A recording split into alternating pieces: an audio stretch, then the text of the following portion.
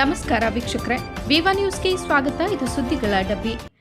ಯಾದಗಿರಿ ಜಿಲ್ಲೆಯಲ್ಲಿ ನಕಲಿ ಜಾತಿ ಪ್ರಮಾಣ ಪತ್ರದ ವಿರುದ್ಧ ಭಾರೀ ಪ್ರತಿಭಟನೆ ನಡೆಯಿತು.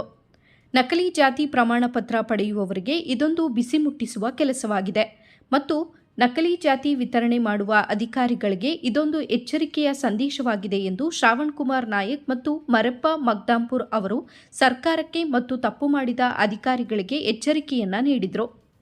ನಾವು ಕೂಡ ಕೇಂದ್ರ ಮಟ್ಟದಲ್ಲಿ ನಿಯೋಗ ಹೋಗಿ ಪರಿಶಿಷ್ಟ ಪಂಗಡದ ಪರ್ಯಾಯ ಪದಗಳ ಎಂದು ಈಗಾಗಲೇ ಕುರುಬ ಜನಾಂಗದವರು ಗೋಂಡ ಮತ್ತು ಕುರುಬ ಒಂದೇ ಎಂದು ಮನವಿಯನ್ನ ಮಾಡಿರುತ್ತಾರೆ.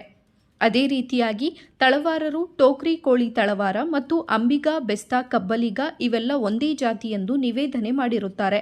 ಆದ್ದರಿಂದ ನಾವು ಕೂಡ ಹೋಗಿ ಅವರು ನಿವೇದನೆ ಮಾಡಿರುವುದು ತಪ್ಪು. ಅವರು ಕರ್ನಾಟಕ ರಾಜ್ಯದಲ್ಲಿ ಈಗಾಗಲೇ ಹಿಂದುಳಿದ ವರ್ಗದ ಪಟ್ಟಿಯಲ್ಲಿದ್ದಾರೆ. ಅವರು ಎರಡೂ ಕಡೆ ಲಾಭವನ್ನು ಪಡೆಯುತ್ತಿದ್ದಾರೆ. ಅವರು ಬುಡಕಟ್ಟು ಜನಾಂಗದ ಯಾವುದೇ ಲಕ್ಷಣಗಳನ್ನು ಹೊಂದಿರುವುದಿಲ್ಲ ಎಂದು ಮನವರಿಕೆ ಮಾಡಿ ಬರುವುದು ಅತ್ಯವಶ್ಯಕವಾಗಿದೆ ಎಂದು ಕರ್ನಾಟಕ ರಾಜ್ಯ ಬೇಡ ಬುಡಕಟ್ಟು ಸಮಿತಿಯ ರಾಜ್ಯ ಕಾರ್ಯಾಧ್ಯಕ್ಷರು ಗಂಗಾಧರ ನಾಯಕ ತಿಂತಣಿಯವರು ತಿಳಿಸಿದರು. ಇದು ಮೊದಲ ಹಂತದ ಪ್ರತಿಭಟನೆಯಾಗಿದೆ. ಇನ್ನೂ ರಾಜ್ಯ ಮಟ್ಟದವರೆಗೆ ಪ್ರತಿಭಟನೆ ನಿರಂತರವಾಗಿರುತ್ತದೆ. ಸುಳ್ಳು ಜಾತಿ ಪ್ರಮಾಣ ಪತ್ರ ಪಡೆಯುವವರ ಮತ್ತು ಕೊಡುವವರಿಗೆ ಸೂಕ್ತ ಕಾನೂನು ಕ್ರಮ ಕೈಗೊಳ್ಳಬೇಕು ಎಂದು ನಮ್ಮ ನಿರಂತರ ಹೋರಾಟವಾಗಿರುತ್ತದೆ ಎಂದು ಯಾದಗಿರಿ ಜಿಲ್ಲಾ ವಾಲ್ಮೀಕಿ ನಾಯಕ ಸಂಘದ ಅಧ್ಯಕ್ಷರು ಗೌಡಪ್ಪ ಗೌಡ ಆಲ್ದಾಳ ಅವರು ಸರ್ಕಾರಕ್ಕೆ ಎಚ್ಚರಿಕೆಯನ್ನ ನೀಡಿದರು. ವಾಲ್ಮೀಕಿ ಸಮುದಾಯದ ಸ್ವಾಮೀಜಿಗಳು ಸಹಸ್ರಾರು ಸಂಖ್ಯೆಯಲ್ಲಿ ಸಮುದಾಯದ ಯುವಕರು ಮತ್ತು ಮುಖಂಡರು ಉಪಸ್ಥಿತರಿದ್ದರು.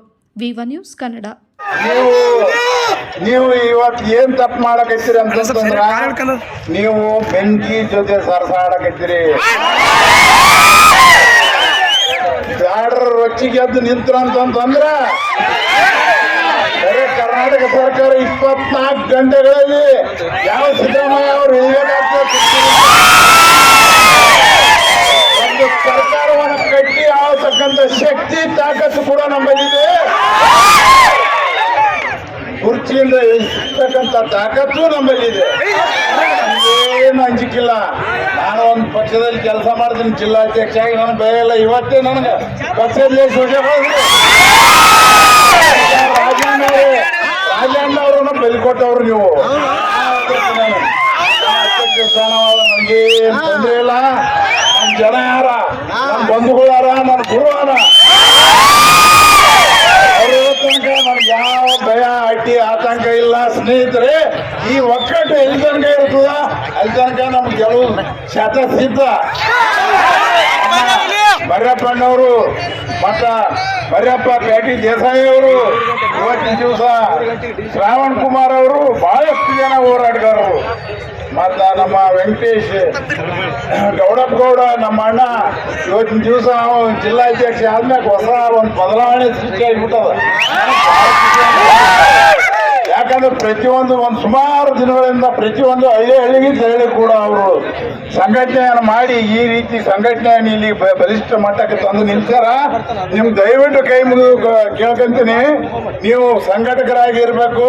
ಇಲ್ಲದೆ ಹೋದ್ರೆ ಅಲ್ಪ ಮಾತ್ರ ಯಾರೋ ಹೋದ್ರು ನಿಮ್ಮ ಮ್ಯಾಗ ಇವರಲ್ಲ ಮತ್ತೊಬ್ರು ಬರ್ತಾರೆ ಇನ್ನೊಬ್ರು ಬರ್ತಾರೆ ಕೇಳಕ. ಆದ್ರೆ ಸಂವಿಧಾನಬದ್ಧವಾಗಿ ಯಾರ್ಯಾಕೆ ಕೇಳಕ್ ನಾವೇನು ಬೇಡನಲ್ಲ. ದಯವಿಟ್ಟು ನಿಮ್ ಕೈ ಮುಗಿದು ಕೇಳ.